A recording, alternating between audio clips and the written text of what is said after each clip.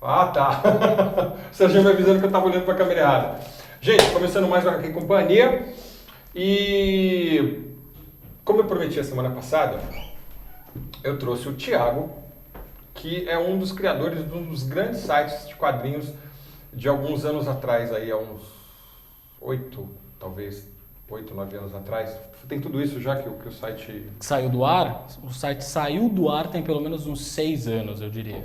6 anos, de 5 a 6 anos. Mas o site, se a gente fosse comemorar hoje, ele teria por volta de 11 anos de idade. 11 anos. Um site extremamente importante, que era a Arca, foi assim, um dos pioneiros, site junto com o Omelete e com o Universo... Omelete, Universo e vocês, HQ, né? E mais tarde, poucos anos mais tarde, o Judão. O Judão, exatamente. E são sites que deram esse grande boom na cultura pop, trazendo uma coisa muito maior do que simplesmente falando de quadrinhos. Eles tinham uma abrangência muito grande, falavam de cinema, de quadrinhos, de animação, de música.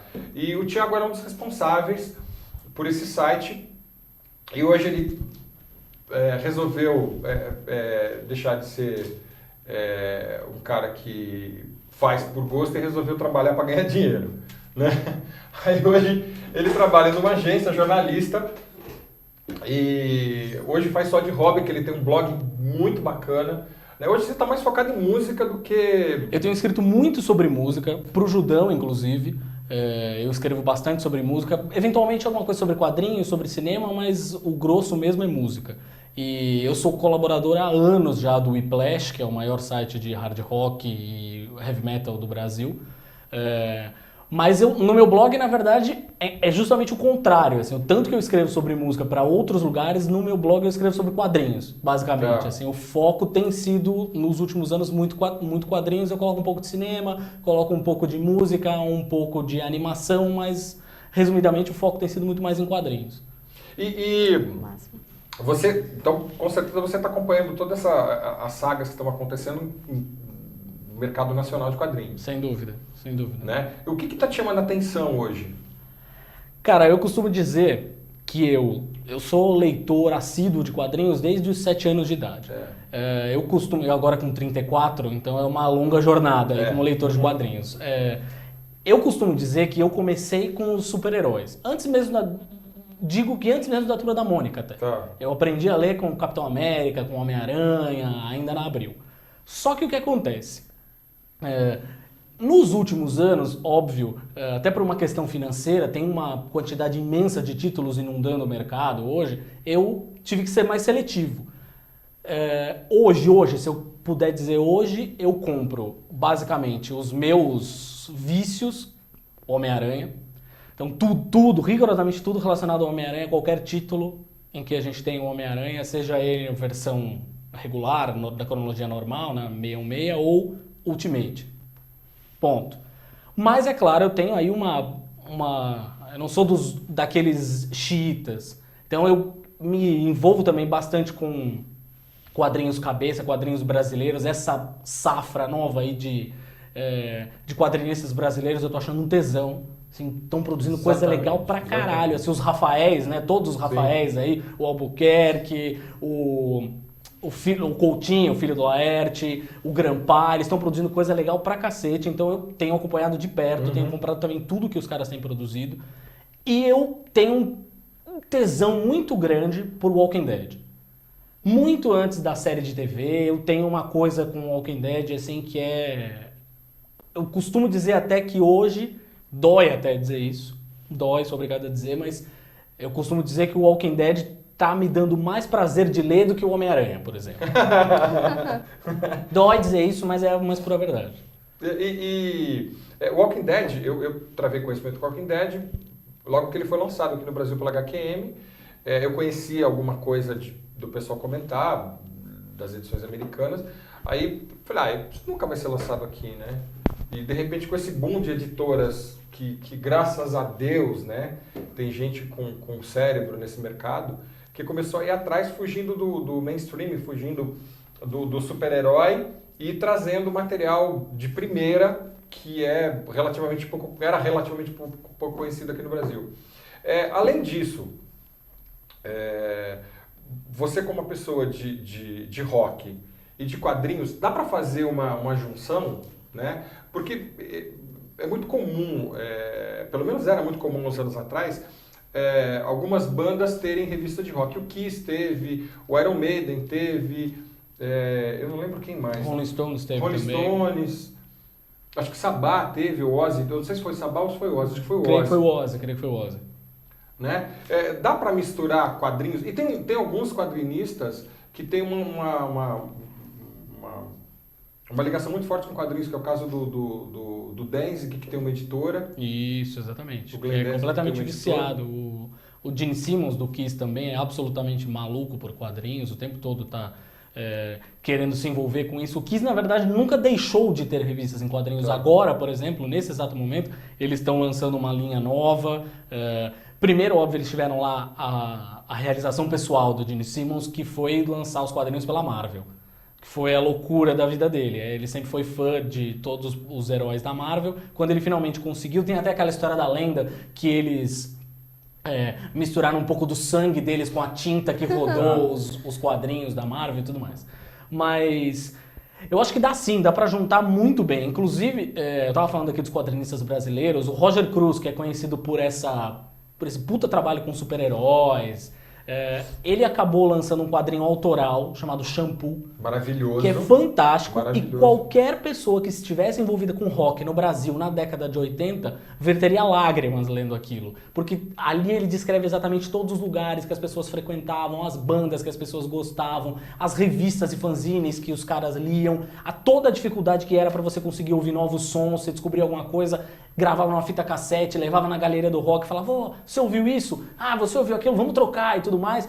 Não tinha internet, né? Sim. Esse sonho de baixar MP3, de ter torrents à torta e à direita, era uma coisa muito distante. Então, os caras iam e trocavam aquilo, é muito, muito verdadeiro. Eu não sou aqui de São Paulo, né? Eu sou de Santos, mas eu vivi muito aquilo lá, em Santos. Eu imagino, então, como não deve ter sido recompensador para quem viveu essa realidade aqui em São Paulo, especificamente, sentia aquelas histórias acontecendo nas ruas em torno da galeria do rock, mostrando como eram as festas na casa das pessoas, as festas regadas a músicas de bandas que quase ninguém conhecia ainda. Olha, isso aqui é uma novidade, isso aqui é... Os caras eram mais respeitados pela quantidade de bandas que eles conheciam. Então o cara descobria uma nova banda por semana, esse cara é foda. Esse cara a gente tem que respeitar, era o guru da turma, assim. Então o Roger Cruz foi muito feliz nisso. Eu acho que é um tipo de mistura que dá pra fazer, ou seja, a gente no fim das contas tá falando de rock, mas não tá necessariamente colocando uma banda como super-herói do negócio, né? No fim das contas a gente tá colocando o rock como pano de fundo, dá pra fazer tranquilamente. E é uma coisa engraçada porque praticamente todo mundo que eu conheço que lê quadrinhos, é fã de quadrinhos, é colecionador de quadrinhos, gosta de rock. São poucos que diferem disso, que acabam indo para MPB e outras coisas assim. A maioria gosta de rock. Então tem uma ligação muito forte de quadrinhos com rock, né? Os grandes autores de quadrinhos também têm uma ligação muito forte com rock, né? Sem dúvida. Os autores... como é o nome daquele escocês maluco lá que... Qual deles? O Grant Morrison? O Grant Morrison. Né? Ele gosta muito, além de música eletrônica, eu sei que ele gosta muito de música eletrônica, ele gosta de umas coisas mais pesadas, né? Umas bandas de... umas o Garfênis também gosta muito. O Garfênis, inclusive, quando escrevia o Constantine tinha uma banda. Então é legal isso, né? Ele trazia essa coisa desse universo punk inglês pra dentro do passado do personagem. Então o personagem tinha lá uma daquelas bandas punk absolutamente incompreensíveis e de letras de protesto, bem do underground mesmo, bem submundo, tocava nos pubs sujos com os punks bêbados jogando garrafa nele. Então assim, é legal também isso, os caras trazem essas referências do passado deles. Porque você enxerga claramente que, esse cara, esse Garfênis, se não tinha uma banda, tinha pelo menos uns 3 amigos que tinham uma banda nesse mesmo naipe, assim. Deixa eu te perguntar uma coisa com relação ao seu passado. Desde quando você começou com a Arca... não vou entrar em detalhes então, muito técnicos. Quando você começou com a Arca, os anos todos que a Arca sobreviveu, e esses grandes sites que acompanharam esse primeiro grande boom, né? O Omelete, o Universo, o Judão, como que você vê essa evolução uma coisa que começou bem pequena, com um númerozinho de fãs que liam, vocês como grandes fãs também. Como você vê hoje, depois desse tempo todo que passou, né? Você vê uma evolução nisso ou esse povo deu uma estagnada, ficou... Não, eu vejo a evolução, na verdade, aconteceu, acho que com a evolução da própria internet, né? Porque quando a gente começou isso, na verdade, a minha história com escrevendo sobre quadrinhos, sobre cinema, sobre cultura pop na internet, na verdade, antes até da Arca. A gente tinha um site, um portal que foi pioneiro, era um portal de humor, que aí a gente foi... do pessoal lá de Santos, era uma turma toda lá de Santos e tinha uns 2 ou 3 aqui de São Paulo, incluindo o Marcelo Furlani, que é um dos criadores do Omelete. A gente tinha lá uma turma que fazia esse site de humor, era um baita site de humor enorme, a internet ainda pré-bolha. Esse site tinha um nome impublicável, era um palavrão. Hoje a gente não tem nem mais o domínio, a URL virou um site pornô, é uma história terrível, assim, mas... Era o FDP? PQP, vulgo puta que pariu, Peraí, Volta. te cortar, porque o Fabiabu também teve... Sim, exatamente, Fabiabu estudou comigo, era da minha classe na faculdade. Eu criei Ele pertencia a esse site também. Sim, tá. Sim. Eu criei os Combo Rangers junto com ele. Eu conheci o Fabiabu na época desse site. Sim. Eu criei os Combo Rangers junto com ele, na época. Quando ele ainda estava fazendo os primeiros traços e tudo mais, eu ajudei ele nos primeiros roteiros da série. Porque a gente trabalhava junto com o site também. Era um moleque de 16, 17 anos. Tá. E esse site era um site de humor, mas a gente começou a colocar, começou a fortalecer, na verdade, a área de cinema, a área de quadrinhos, eu criei uma área de RPG que eu tomava conta. Então, a minha relação, na verdade, começou naquela época, pré-bolha. Quando eu digo pré-bolha, ou seja, internet, isso aí é coisa de moleque, esses moleques malucos aí. Com o passar dos anos, a gente acabou com o site, porque todo mundo, foi bem o que você falou no começo, todo mundo tinha que ganhar dinheiro. Todo mundo recém-saído da faculdade, né, ou no meio da faculdade, precisava ganhar dinheiro. Aí a gente começou a trabalhar, o site morreu, e aí aconteceu a bolha. Aí as pessoas descobriram a internet, começaram a colocar dinheiro, e a gente começou a bater a cabeça na parede, falando, Jesus, por que eu não segurei o site mais alguns meses? Porque, olha, eu podia estar ganhando dinheiro agora, muito, inclusive. No fim das contas, a gente acabou montando a Arca, mais ou menos na mesma época em que... A cronologia, pelo que me lembro, foi mais ou menos assim. O Universo HQ é o mais antigo deles, dos que você citou. Pouco depois, eu que trabalhei com o Forlani na PQP, a gente chegou a trabalhar junto na finada América Online, no portal, né, na versão brasileira do portal. E naquela época ele já estava começando a montar o embrião do Omelete. Nasceu o Omelete, pouco depois nasceu a Arca e o caçula, na verdade, foi ser o Judão pouco depois, que na verdade tinha outro nome, ele chamava Cu do Judas, ele mudou e fez uma coisa um pouco maior, mais abrangente. O que eu acho que mudou, voltando à pergunta, foi justamente isso. A internet se profissionalizou. Como a internet se profissionalizou, as pessoas do mercado, aí eu estou falando não só de potenciais anunciantes, mas também as editoras, as gravadoras, no caso de música, editoras não só de quadrinhos, mas de livros, mesmo as emissoras de TV passaram a enxergar a internet com outros olhos. Hoje a internet é um meio de comunicação dos mais importantes. A gente está falando aí sozinho, o Facebook sozinho tem um potencial de atingir em média 76 milhões. São dados dessa semana. 76 milhões de usuários no Brasil. É muita coisa. É mídia de massa já.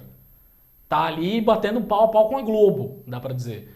Então, essa profissionalização acabou atingindo esse site de cultura pop também. Ou seja, o Omelete hoje tem a possibilidade de fazer uma coisa que era inimaginável na época, quando a gente começou a Arca, que é poder cobrir uma junket, né, cobrir uma coletiva de imprensa de um grande filme ou de um grande lançamento lá fora. O Judão também faz isso. O Judão vai lá para fora para cobrir, a Warner passa a mão no telefone, liga pro Omelete, liga pro Judão, fala, quero vocês lá. Porque sabe que os caras são importantes, hoje são uma fatia grande pra caramba do público deles.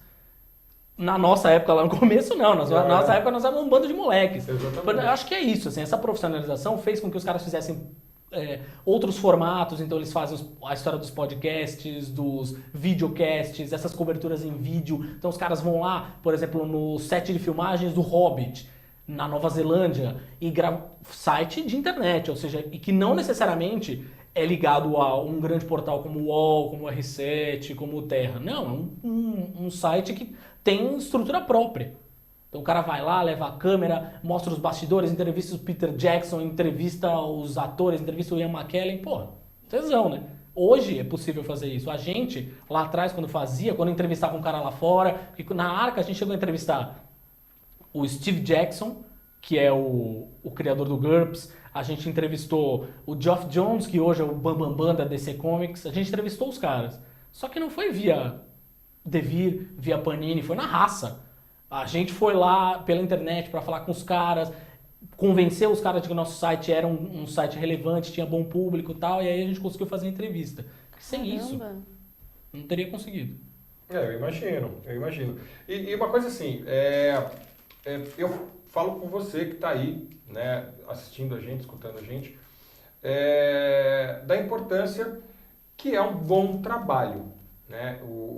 Esses pioneiros, o Thiago se encaixa muito bem nisso, esses pioneiros que criaram uma modalidade mostrando que o site de internet ele pode muito bem ser uma coisa muito profissional. Eles têm mostrado isso muito bem, né? A cobertura que o Omelete fez da San Diego desse ano foi sensacional, né? Com vários dropzinhos e quem acompanha o site Omelete vê que realmente eles estão de parabéns com relação a isso. Isso era um sonho. É. Isso era um sonho lá atrás, mas hoje os caras realizaram porque eles vão lá pra fora com toda a estrutura, porque tem, no caso do Omelete, eu sei que... Sei não, deve ter possivelmente, no caso do Judão eu sei que tem, uma grande marca que vira e fala, eu quero esse conteúdo de vocês. Então eu vou bancar a viagem de vocês. E os caras vão pra lá com uma estrutura por trás. Imagina, a gente na época da Arca lá com um escritóriozinho em Santos, todo mundo fazendo as coisas do jeito que dava, tinha gente que tinha que trabalhar meio período e depois vinha pro escritório para escrever os textos da Arca. Se a gente sonhasse em ir pra San Diego Comic Con, imagina. Eu sonho com isso até hoje. Pois é, eu também. Eu nunca consegui realizar esse sonho. É a San Diego Comic Con e o Walk and Open Air. São os meus sonhos. Um dia ainda realizo. Eu na verdade tenho 3 sonhos. Eu tenho a San Diego, por ser o maior evento hoje de cultura pop, não só quadrinhos. Sim. A Convenção de Nova York, que é a maior de quadrinhos. A maior convenção de quadrinhos do planeta é Nova York. E caramba, eu esqueci o nome. Uma convenção no Japão, que é a maior convenção de animação. Sim. Né? Sim. Que também acaba englobando algumas outras coisas. O grande foco lá é animação, mas acaba englobando algumas outras coisas, que é o evento mais importante da Ásia. Acontece no Japão. Então eu gostaria muito de poder cobrir isso, né? Angoulême na França também. Claro, sem dúvida. Que é o grande celeiro de quadrinhos na Europa. Seria sensacional poder fazer isso.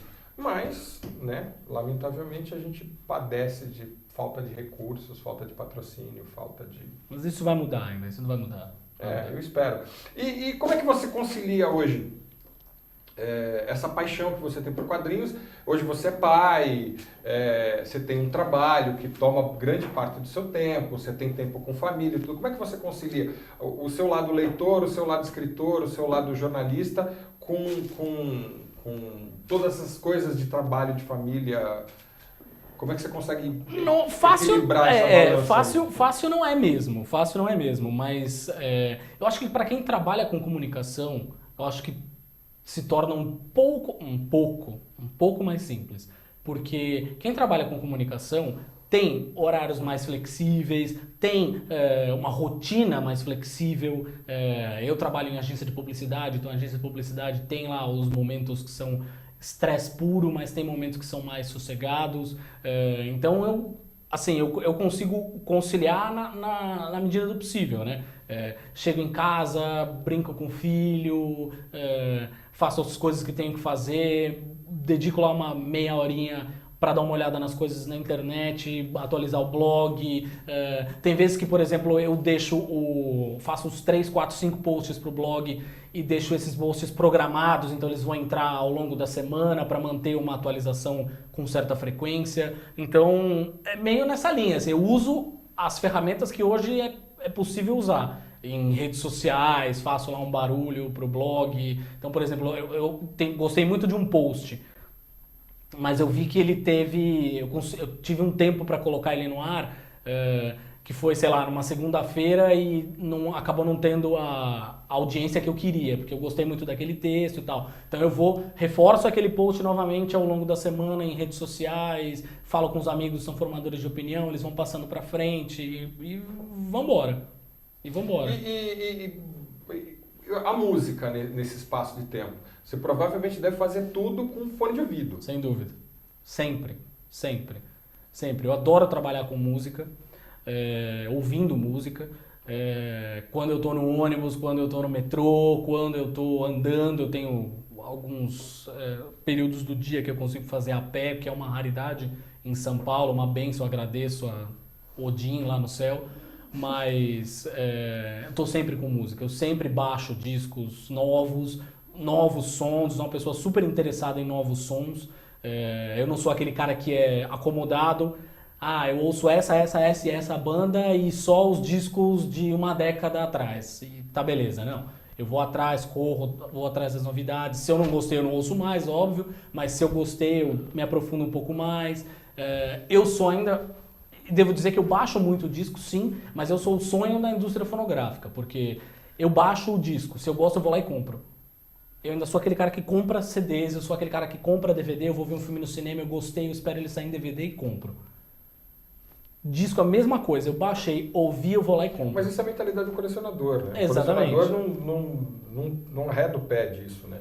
Eu já não tenho mais lugar para colocar quadrinhos, eu não tenho mais lugar para colocar DVD. E agora começou a história do Blu-ray, né? Aí o Blu-ray é muito mais qualidade, tem muito mais extra, tem muito mais coisa. Agora começa...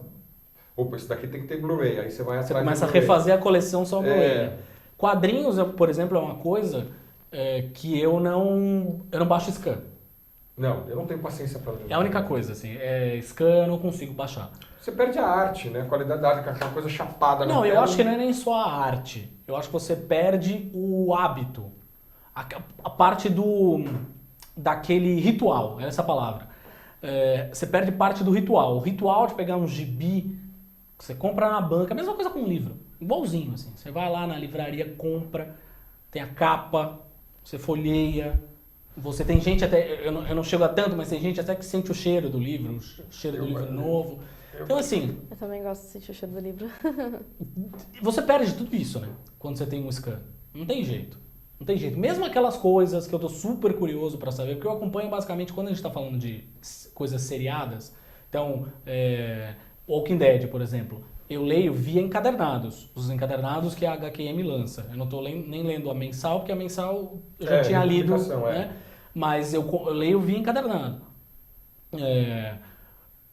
Mas, por exemplo, eu ouço as pessoas comentando na internet é o paraíso dos sem noção, né? Dos spoilers. Então o cara vai lá, lê qualquer coisa, assiste qualquer filme, o cara vai lá e taca na internet. Por mais que seja sem intenção, o cara vai lá e escreve: putz, eu li hoje o Walking Dead, morre tal pessoa. Aí você fica: ai, Jesus. Mas eu tento fugir ao máximo desses comentários. Você sabe que isso não é privilégio só de sem noção. Tem jornalista, que com certeza você conhece, Sim. que já fez isso num programa de TV, estragando um grande filme, que foi Star Wars. Sim. Que saiu contando coisa que não devia. Assim, na primeira... você sabe que você morre no... Como assim, meu? Você estragou o filme, vai estrear no Brasil daqui a um mês. Então... Mas aí eu faço o possível para evitar esses posts, esses comentários, enfim. Tento de alguma forma driblar esses comentários. Mas eu compro como eu compro o encadernado e como mesmo os quadrinhos de heróis do Homem-Aranha e demais, assim, Homem-Aranha e Vingadores são as coisas que eu compro bastante. Sou Marvete assumido, assim. Aliás, o termo Marvete entrega pra cacete a idade, né? Mas enfim, eu sou Marvete assumido. Mas você então já essas tinha coisas que falado eu a sua idade. tudo bem.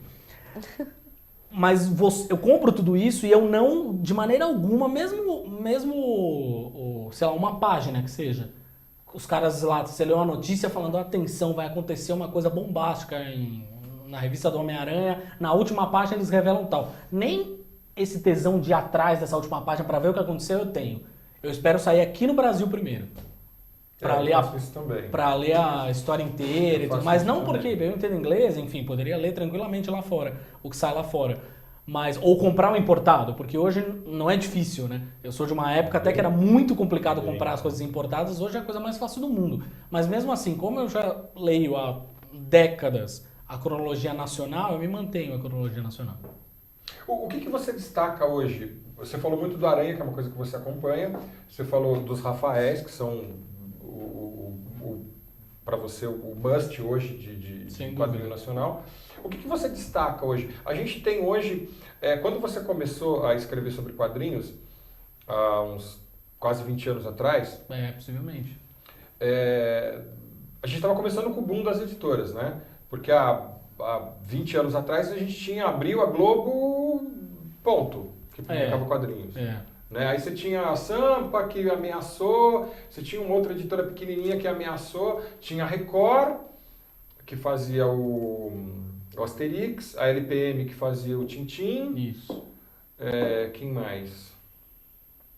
A Meribérica, que é portuguesa, mas tinha muita coisa lançada aqui, que era material europeu. Sim.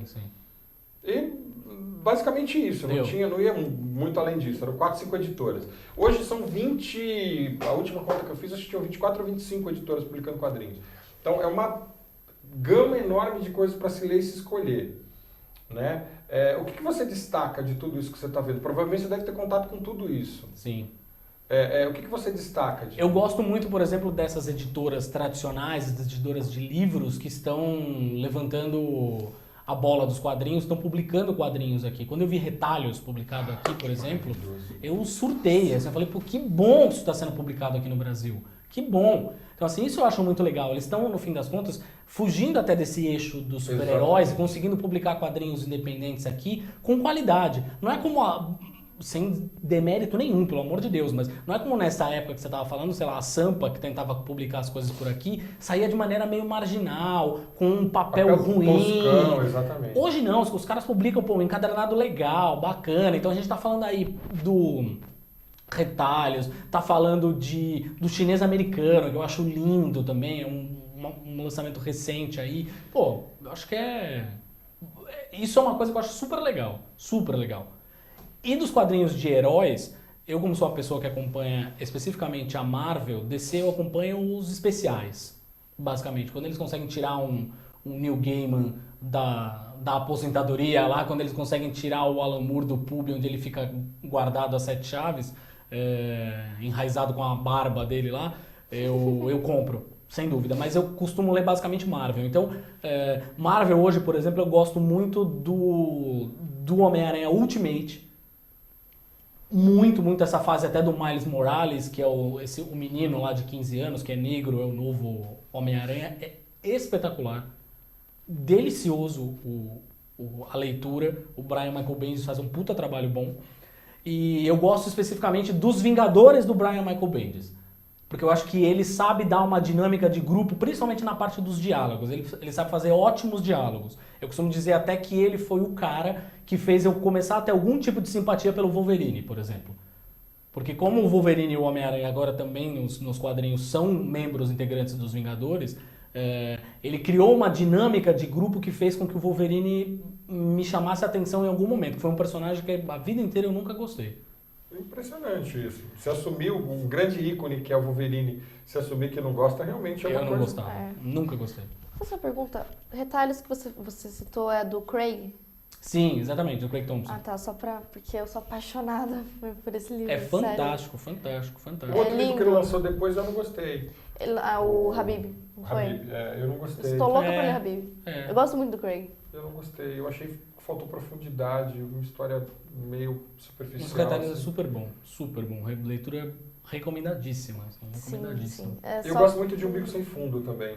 É bom, eu gosto também. Eu gosto. Acho muito. Retalhos É lindo, é maravilhoso. Sensacional. Tá vendo? Mas é o retrato do nosso mercado hoje. Hoje a gente consegue ter acesso a isso. Num lançamento legal, nacional, eu não vou discutir o preço.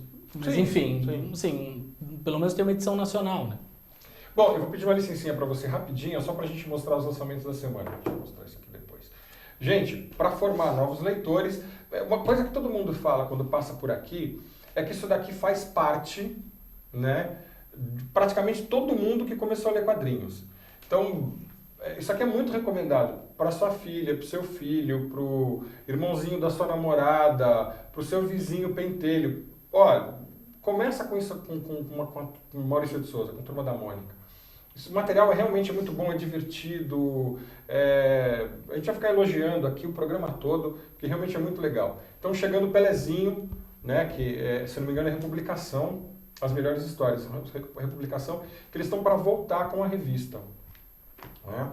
Almanac do Chico Bento, outro queridinho, principalmente pelas meninas. As meninas adoram o Chico Bento. E atrás tem a graphic novel da Mônica, que Laços, você leu isso né? aqui? Não, o Laços eu ainda não li. O Laços eu ainda não li. Nossa, muito a terno arte a é muito história. linda. É lindo, assim, a arte eu vi, é é maravilhosa O também. Vitor e a irmã dele, a Lu, então, nossa, parabéns e pouco para eles. Almanac da Magali, chegando às bancas. E agora o novo futuro sucesso, que é o Neymar. Porque tudo cai na mão do Maurício de Souza vira sucesso, né? Então, independente dele ser um grande jogador daqui para frente ou não, né? Pelo menos nos quadrinhos ele vai ser um grande sucesso. Sem dúvida.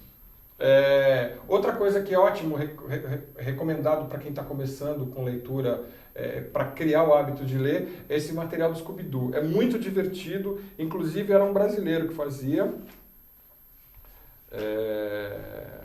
Aqui, cadê os créditos aqui para variar? Nunca acho os créditos nessa revista. Não tá no final? Se tiver no final, está no expediente, eu não vou achar nunca. Uma notícia que eu dei a semana retrasada, a Dark está não sendo cancelada, mas parece que ela vai mudar de periodicidade. É isso, né? Ela vai passar para ser, não sei se é bimestral ou trimestral, o que é uma pena, porque esse material é muito bom, meu. Esse material é muito legal. Batman número 14, chegando às bancas, com uma belíssima capa. A volta do Coringa. Lanterna Verde, Homem de Ferro e Thor. Ô, louco. Esse material a Panini está fazendo um trabalho com capas e sim, eles estão usando um papel um pouco melhor do que o papel jornal, mas um papel um pouco mais inferior. Mas mesmo assim, a qualidade sensacional. Wolverine, esse daqui é da saga Vingadores vs X-Men. A revista do Wolverine chegando com 148 páginas. Número 105 da revista. Isso daqui foi uma grande surpresa. São duas revistas num pacote. A Tropa do Lanterna Verde.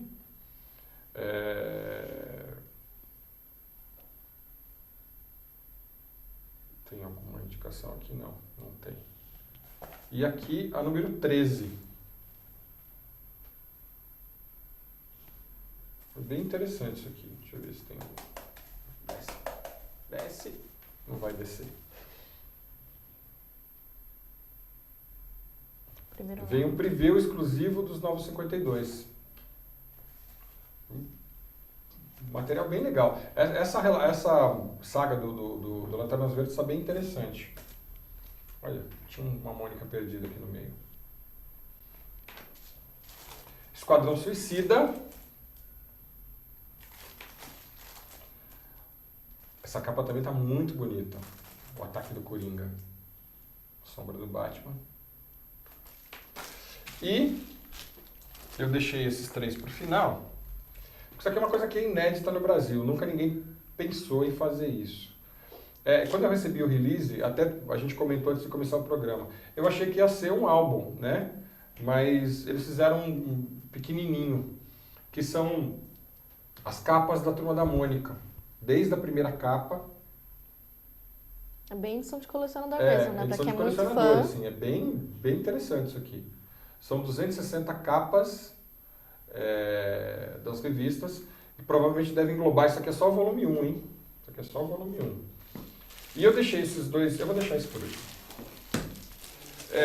Eu vivo falando da qualidade que a Panini anda imprimindo no trabalho que ela vem lançando.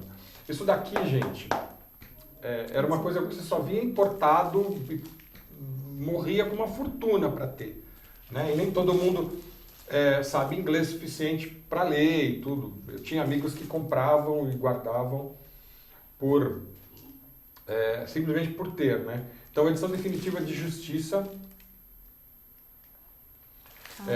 o trabalho do Alex Ross, genial, né? Um dos grandes artistas dos quadrinhos. E aí saiu a edição definitiva, a capa dura. Isso aqui é aquela edição de colecionador que você guarda na estante de casa, assim, sem vergonha, sabe? Aquela coisa, nossa, isso é quadrinhos, que bonito. Dá pra deixar até na mesa de centro. Exatamente. E o último, eu deixei por razões sentimentais. Os livros da magia, saiu uma edição definitiva também dos livros da magia. Isso daqui é um material que, quando saiu o Harry Potter, gerou uma grande polêmica dizendo que a J.K. Rowling tinha se inspirado muito fortemente, né? Muito fortemente. Que, né, ela leu bastante isso aqui, com certeza, né? Até chegou a se dizer que o Gaiman também entrou com processo e tudo, mas no final das contas o Gaiman deixou pra lá. E realmente tem quem não conhece, isso aqui é recomendadíssimo, assim. Isso daqui é básico, isso aqui tem que ter na tua coleção de qualquer jeito. Né? Ainda mais essa edição capa dura, de luxo, sensacional. E eu dispenso mais comentários. Isso daqui, compra, leia, você vai ler, reler várias vezes, porque esse material realmente é muito bom. Aí depois, quem conhece Harry Potter, faça as suas comparações. A capa tá bonita também, né? É muito legal. Tô apaixonada. E isso daqui é uma das coisas que te interessam, né? Sem dúvida nenhuma. Sem dúvida nenhuma. Vertigo, a Panini tá fazendo um excelente trabalho aqui no Brasil, né? Só essa revista mensal da Vertigo, por exemplo, essa é uma das poucas coisas da DC que eu compro mensalmente, por exemplo. Essa revista mensal faz a gente ter acesso a histórias que a gente teria acesso muitos anos depois, só em encadernados, e são coisas que a gente consegue ler mensalmente, porque a qualidade é legal. Eu destaco principalmente o Scalpo. Scalpo eu acho que é uma das histórias mais geniais que eu já li nas páginas da Vertigo nos últimos anos, que é uma espécie de família soprano numa reserva indígena dos Estados Unidos, que é espetacular, forte, violenta. Uma família soprano mesmo. É forte, é violenta, poderia facilmente virar uma série da HBO. Com certeza. Mas eu acho recomendadíssimo. A leitura para adulto, óbvio, público adulto, mas muito bom, muito bom. A gente consegue ver esse material nas bancas facilmente hoje. Eu gostei. Eu gosto muito de Casa do Mistério também. Que eu acho, é ótimo. Eu acho outra saga realmente bem interessante. E eu queria que você desse o seu blog para as pessoas te acompanharem, principalmente para quem é fã de música, principalmente de rock, né, que é o que você mais escreve. Bom, então vamos lá. Meus textos as pessoas podem ler no Judão, então é www.judão.com.br, eu estou sempre por lá. Também escrevo para o Whiplash, o Whiplash é www.whiplash.net, o Whiplash é exatamente como na música do Metallica, o Whiplash chicote em inglês, né? E o meu blog é mundodeelcide.blogspot.com.br. Mundo de Elcide, os dois E's, de Elcide. Mas tá para sair essa semana ainda, sem falta, o .com.br, observatorionerd.com.br, vai ficar mais fácil de achar. Mas nada que o Google não resolva, né? Exatamente. Google, Observatório Nerd, sou eu. O primeiro que aparece sou eu ali. Tá. E o seu foco é sempre quadrinhos, tem música, cinema... Tem animação, tem RPG, estou resgatando uns textos antigos de RPG também. Tem tudo que tem a ver com o mundo nerd, tá lá no meio. E você faz isso sozinho? O meu blog 100% sozinho. 100% sozinho. Caramba. Sem auxílio, sem colaboradores? Nada, rigorosamente nada. Até aceito, se alguém quiser colaborar, estou à disposição. Perfeito. O espaço está aberto. E você falou que você consegue conciliar bem seu tempo. Mas como é que você... O música eu até entendo que se locomovendo para trabalho, voltando, caminhando aqui, caminhando ali, dá para você ouvir. Até no trabalho, provavelmente, quem escreve muito fica com fone de ouvido enquanto está escrevendo. Mas o tempo de leitor, o tempo de assistir filmes, como é que você concilia isso com família? Cara, o tempo de assistir, acho que o que mais complica no fim das contas é o tempo de ver filmes. Porque aí a gente tá falando de uma experiência que é muito maior, e é o cinema, se deslocar ao cinema ou as exibições especiais para a imprensa. Nesse caso, eu tenho focado em lançamentos específicos, assim. Eu tenho ido muito a filmes que são baseados em quadrinhos, ou que tenham alguma relação com o mundo nerd mais específica. Então, tem vezes até que eu vou, por exemplo, ao cinema na hora do almoço, por exemplo.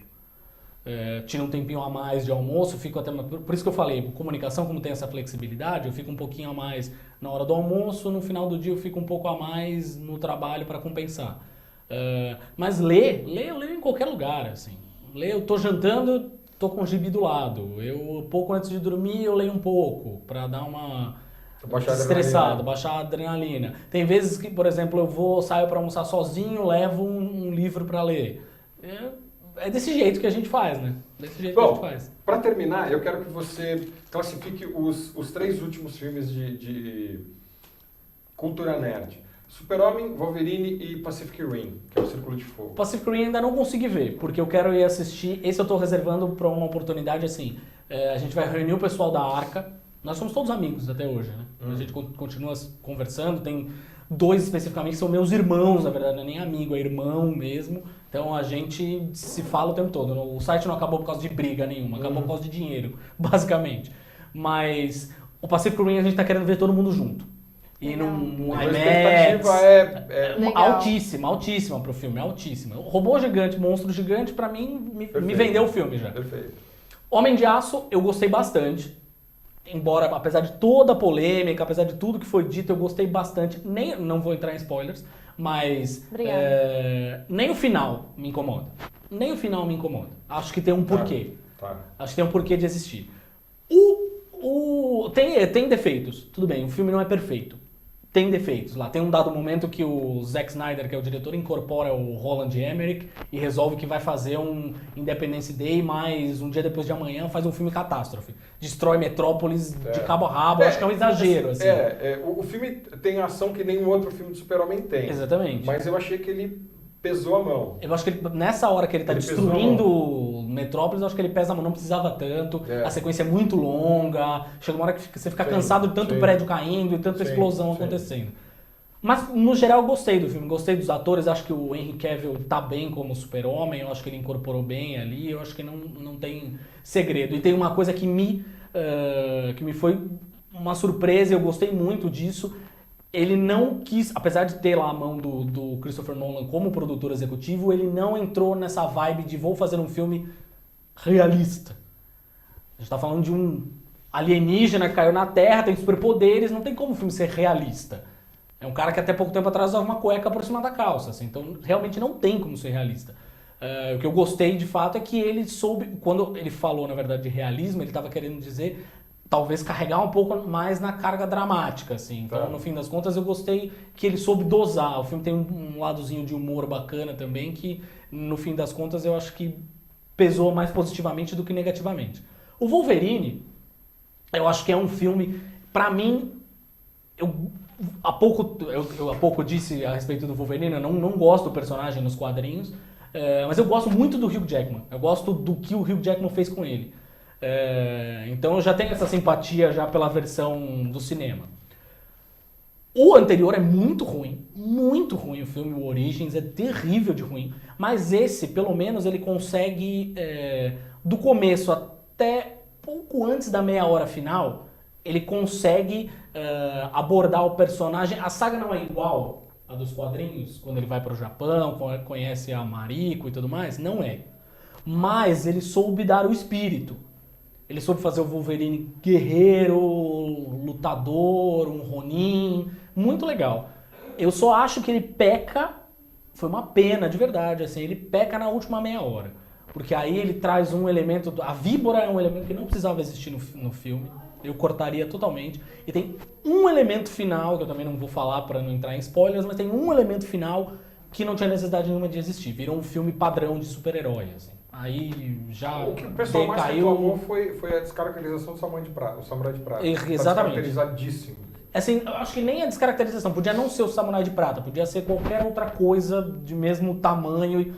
Não tinha necessidade. O filme vinha carregando bem com aquela pegada. Não precisava entrar nessa coisa de, olha, é um monstro geneticamente alterado ou qualquer coisa que o valha. Não tinha necessidade. O filme tava bem com Wolverine, samurais, ele lutando contra o fator de cura debilitado. Tava ok. Se a gente seguisse assim até o final, perfeito. E é claro, mas tem uma coisa que é fantástica, que é a cena depois dos créditos, né? A cena depois dos créditos é fantástica, assim, fantástica, impagável. Perfeito. Bom, gente, vocês têm o endereço do blog, né? Que realmente vale a pena. Eu sou um dos grandes leitores do blog do Thiago, por isso que ele está aqui. E ele trouxe bastante informação para você que escreve de quadrinhos, para você que gosta de ler, para você que colabora. Então, acredita, vai lá que os nossos amigos se deram bem, né? Exatamente. A gente continua ralando. Mas... Quem sabe um dia. Pois é, né? pois é. Então, obrigado, um super final de semana para vocês. A Jess está de volta, ela quase nem participou, ficou quietinha, porque vocês não participaram no... Pois é, né? E também com tanto conhecimento aqui, você acha que eu vou cortar esse rapaz? Jamais. Vocês nem participaram, não apareceu ninguém hoje. O Adriano chegou, disse que o Alexandre não veio. Aí na hora que ele chegou, eu falei, pô, mas tá acabando. Ele, vou ficar aqui então. Bom, para quem assistiu a gente, muito obrigado, um super final de semana. E para quem gosta de cerveja, eu estarei de volta às 7 horas com o Beer Lovers, trazendo um pouco do mundo da cerveja para vocês. Então, me aguardem até às 7 horas da noite que eu estarei de volta. Obrigado de novo, Thiago. Obrigado pelo convite, finalmente a gente conseguiu, né? E bom final de semana, o Ralf já está na porta aí esperando para começar o programa dele. Até semana que vem. Tchau, tchau. Porra, bem legal.